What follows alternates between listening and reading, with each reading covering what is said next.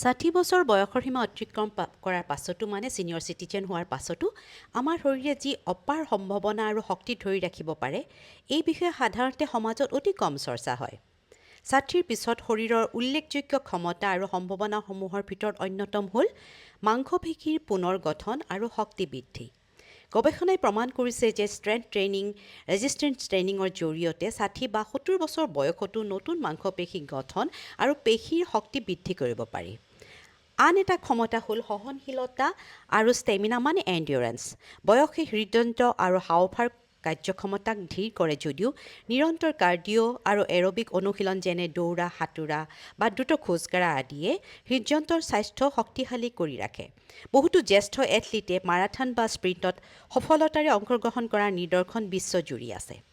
যোগাসন, stretching, functional fitness আদিয়ে শৰীৰৰ নমনীয়তা বজাই ৰখাৰ লগতে ভাৰসাম্য ৰক্ষা কৰাত সহায়ক হৈ দুৰ্ঘটনা বা পিছল খাই পৰাৰ সম্ভাৱনা বহু পৰিমাণে হ্ৰাস কৰে।